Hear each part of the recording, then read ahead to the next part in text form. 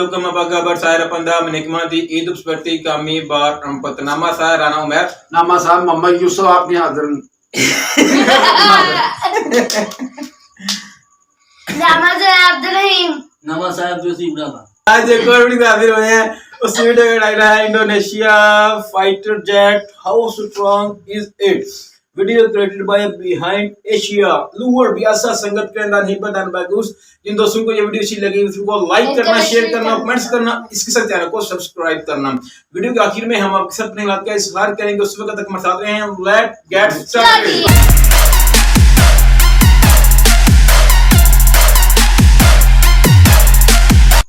Indonesian fighter jets are a crucial piece of the country's national defense. They not only safeguard Indonesia's air, but they also fight off against naval and land threats. Moreover, as Southeast Asia's largest economy and military force, they are tasked with guiding regional security and ensuring stability. But just how strong are Indonesia's fighter jets? And what does its future look like? Let's first start with a quick history overview and understand the strongest and most formidable fighter jets that protected Indonesia over the years. One of the earliest fighter jets that helped shape Indonesia's air force is the A4 Skyhawk. Indonesia acquired the A4 Skyhawk through Operational Alpha in June 1979. The Skyhawk fleet technically originated from the United States, but they were procured from Israel. They imported a substantial number of Skyhawk units, 31 A4E single-seaters and 2 TA4H dual-seaters via sea transport. In addition to the A4 Skyhawk, Indonesia also acquired another major aircraft at the same time period. They acquired the F-5EF Tiger II fighter jets from Northrop. These F-5 Tiger IIs were acquired on April 21, 1980, and they were renowned upon by local military officials and became the envy of some Southeast Asian countries. That is because they were supersonic jets. These two aircrafts, A4 Skyhawk and F-5EF Tiger II, significantly boosted the morale of the Indonesian Air Force personnel, who had experienced a decline in air power following the 1965 revolution. The introduction of these aircraft marked a resurgence, allowing the TNI-AU to regain some of its former strength. The A4 Skyhawk in particular became a cornerstone of Indonesia's tactical combat aircraft fleet. For more modern aircraft, the Indonesian Air Force operates blockbuster fighter jets from Russia to the United States, France, and Brazil. Their aircrafts from Russia is their fleet known as Sukhois. One of these is the Sukhoi Su-30 Mk2 jet fighters. The contract to acquire them was signed back in December 30th of 2011 when Indonesia agreed to acquire these aircraft for $470 million from Russia.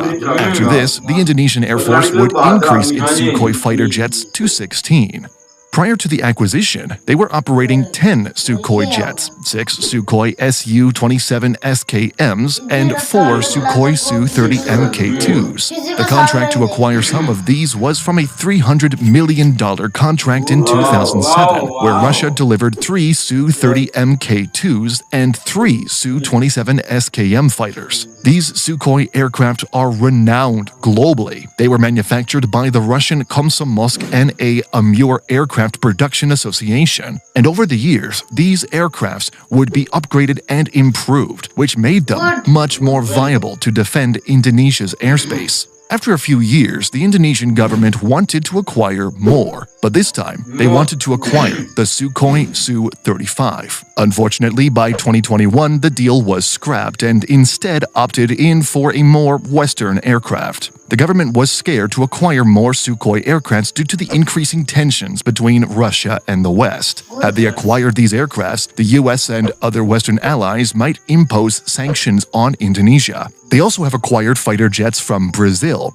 In 2012, it was reported that the Indonesian Air Force has acquired 4 Embraer EMB 314 Super Tucano turboprop aircraft from Brazil, part of a procurement deal with the Brazilian Air Force, the aircraft's manufacturer. The deal occurred back in 2010 when the Indonesian Defense Ministry signed a $141.99 million deal to purchase 8 of these aircraft from Embraer Defense and Security of Brazil. The other aircrafts would subsequently arrive after the handover in 2012. These turboprop aircrafts were significant since it replaced the North American Aviation Rockwell OV-10 Bronco, which the Indonesian Air Force decommissioned in 2009. Other than Brazil and Russia, they also have acquired aircrafts from South Korea. One of these is the so-called Kai T-50 Golden Eagle, which is a South Korean supersonic advanced trainer and multi-role light fighter jet developed by Korea Aerospace Industries, or Kai, in collaboration with the American aerospace company Lockheed Martin.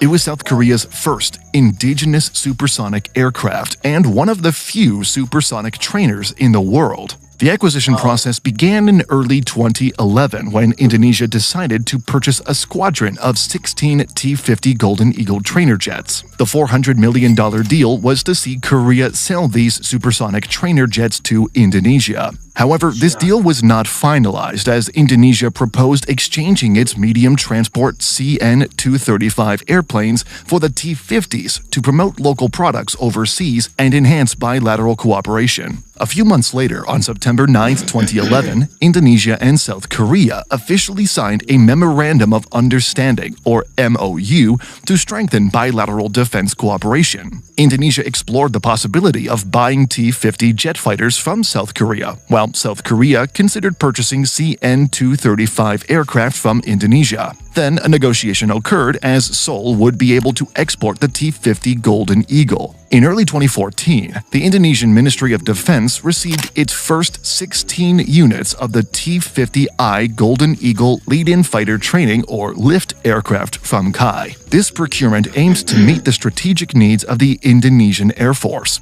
As a show of trust for these aircraft, the Indonesian Air Force wanted more of these supersonic fleets. In 2021, the Indonesian Defense Ministry said they were in the process of procuring 6 T-50I Golden Eagle trainer jets from South Korea, worth $240 million.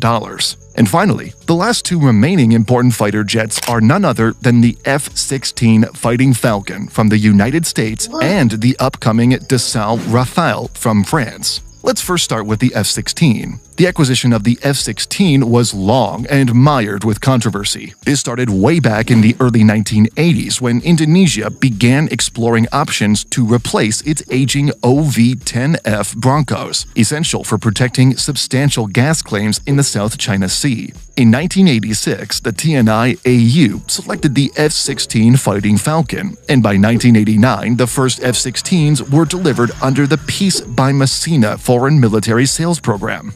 However, in 1999, the U.S. imposed a ban on military aid to Indonesia, which severely impacted the combat readiness of Indonesia's F-16 fleet. This ban, which hindered access to spare parts, was lifted in November 2005. By 2010, rumors of a new order emerged, and by November 2011, Indonesia confirmed an order for 24 ex-USAF F-16CD Block 25 aircraft, upgraded to Block 32 status. This $750 million deal also included 6 additional airframes for spare parts and modern upgrades, including the latest MMC 7000 mission computer and M5 software package, making them comparable to Block 50 or 52 aircraft. These airframes were delivered to Squadron Udara 16 by 2015. Indonesia's F-16s have traditionally been equipped with basic weaponry such as dumb bombs, AIM-9 missiles, and Su-20 practice dispensers. While capable of medium-profile missions, the lack of funding has limited their modernization. Recently, however, these aircrafts have been seen with AGM-65 missiles, demonstrating their enhanced attack capabilities.